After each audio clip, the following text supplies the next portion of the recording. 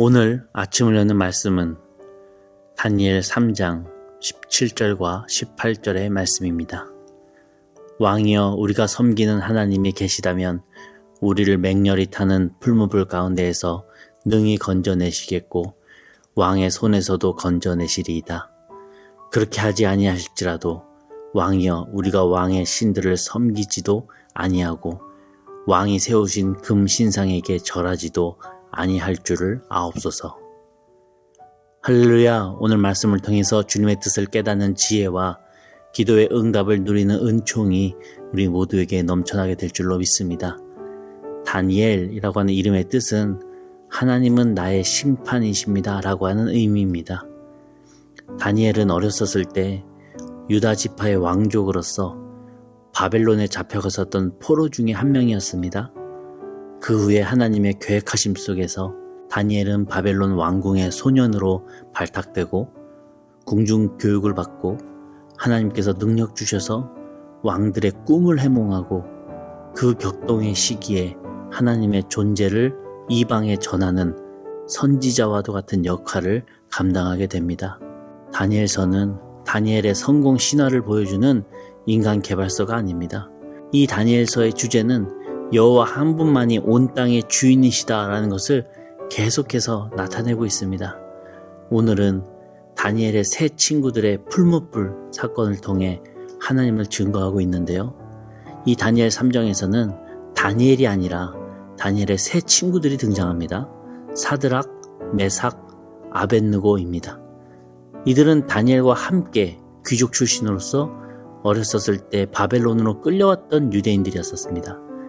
다니엘도 참 귀한 하나님의 사람이었지만 이 다니엘의 친구들도 참 귀한 믿음의 용사들이었죠. 우리가 읽은 이 다니엘 3장의 내용을 잠시만 요약해보자면 바벨론 왕국의 느부갓네살 왕은 금으로 신상을 만들고 왕공식을 거행합니다. 그리고 그때 백성들로 하여금 모두 이 신상에 절하도록 명령했습니다. 만약 그 명령을 위반하는 자는 뜨거운 풀무불 속에 던지겠다고 엄포합니다. 풀무불은 항아리를 구울 때 쓰는 가마로서 온도가 1000도 이상이 된다고 합니다. 그런데 다니엘의 세 친구 사드락, 메삭, 아벳느고는 금신상에 절하라고 하는 명령을 거부했고 느부갓네살 왕 앞에서 하나님께서 그렇게 하지 아니하실지라도 절대로 당신의 우상을 섬기지 않겠습니다 라고 고백합니다. 17절과 18절에 이렇게 기록합니다. 왕이여, 우리가 섬기는 하나님이 계시다면 우리를 맹렬히 타는 풀무불 가운데서 능히 건져내시겠고 왕의 손에서도 건져내시리이다. 그렇게 하지 아니하실지라도 왕이여, 우리가 왕의 신들을 섬기지도 아니하고 왕이 세우신 금 신상에게 절하지도 아니할 줄을 아옵소서. 이 말을 들은 느부갓네살 왕은 분이 가득해서 풀무불을 평소보다 7배나 더 뜨겁게 해서 이 세 사람을 집어 넣으라고 명령하죠. 그리 아니하실지라도 절대 우상에게 절하지 않겠다 라고 하면 풀무불에 들어가지 않을 수 있도록 하나님께서 미리 손 써주실 줄 알았습니다. 근데 그런 반전은 없더라고요. 결국 세 사람은 별다른 일 없이 그저 풀무불에 던져지게 됩니다. 근데 그 이후에 아주 신기한 일이 벌어지게 되죠. 25절의 내용입니다. 왕이 또 말하여 이르되 내가 보니 결박되지 아니한 네 사람이 불 가운데로 다니는데 상하지도 아니하였고 그 넷째의 모습은 신들의 아들과 같도다 하고, 느부갓네살 왕이 그 풀무불 속을 잘 들여다보니 사드락, 메삭, 아벳느고만 들어가 있는 게 아니라 한 사람이 더 있더라 라고 하는 겁니다. 본문에서는 신들의 아들과도 같았다라고 고백을 하는데 하나님의 아들이신 예수님을 의미하는 거겠죠. 반면 또 어떤 학자들은 천사였을 것이다 라고 연구하기도 합니다. 정확하게 알 수는 없으나 여기서 중요한 것은 하나님께서는 이 세 사람의 몸이 털끝 하나 상하지 않도록 보호해 주셨다라는 것이 중요한 거겠죠. 참 신화 같은 이야기인데 저는 이 부분을 묵상해 볼 때 오늘 설교 제목과도 같이 하나님 앞에 서 있는 사람들이라고 하는 생각을 하게 되었습니다. 이 세 사람은 어디에 있든지 하나님 앞에 서 있는 그 신앙을 저버리지 않았던 것이죠.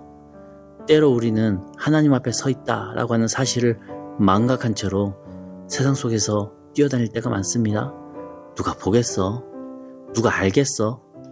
누가 얘기하겠어? 아무도 없잖아.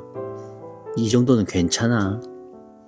그러나 다니엘의 세 친구는 하나님의 뜻과 느부갓네살 왕의 뜻이 상충되어 부딪히자 하나님 앞에 서 있는 사람으로서 단 1도 고민 없이 기꺼이 하나님의 뜻을 따랐습니다.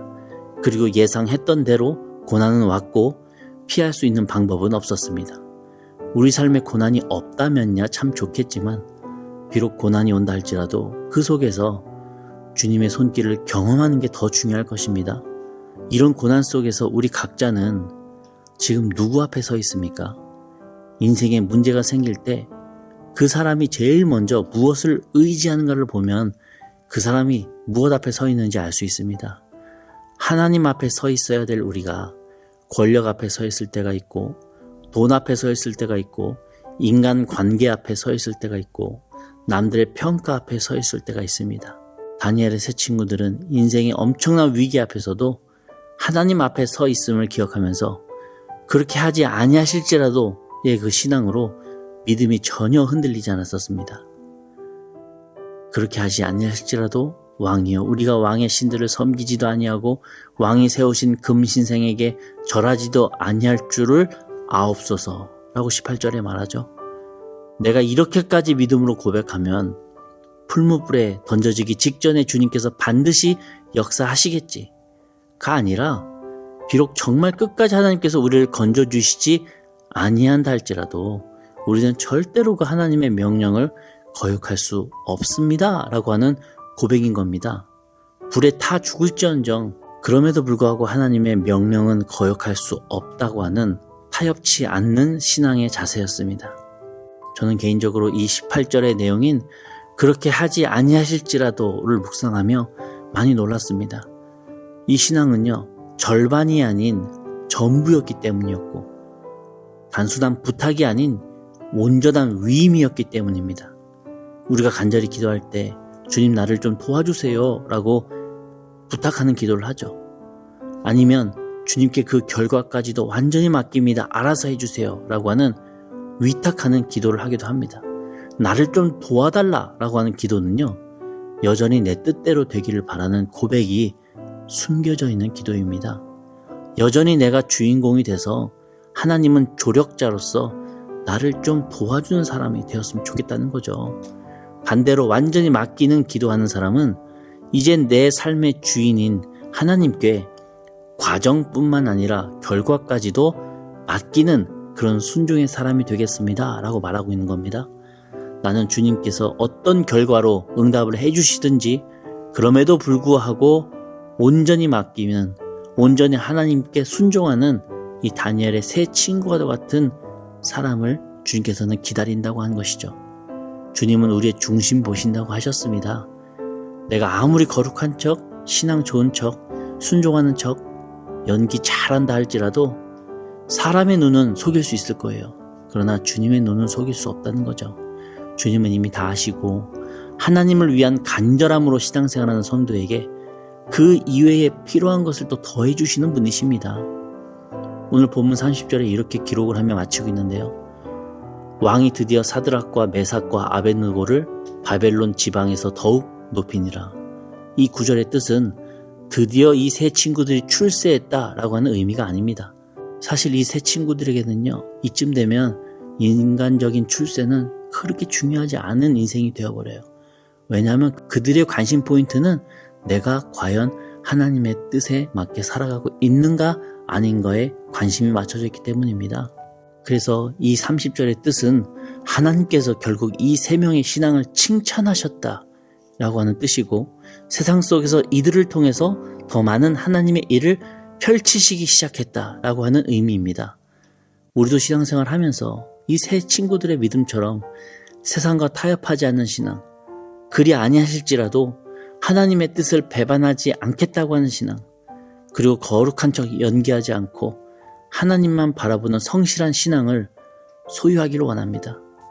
그래서 주님께서 부족한 우리를 통해 그리스도의 향기를 내시고, 또 빛과 소금의 역할을 통해 주님의 얼굴이 드러나는 귀한 역사가 미천한 우리를 통해서 일어나게 될 줄로 믿습니다.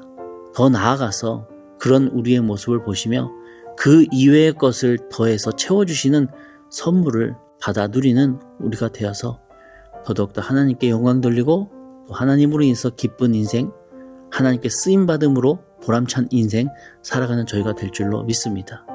이러한 신앙으로 오늘 하루도 살아가시는 주님의 아들, 딸들 되시기를 주님의 이름으로 간절히 축원합니다. 아멘. 우리 함께 기도하시겠습니다.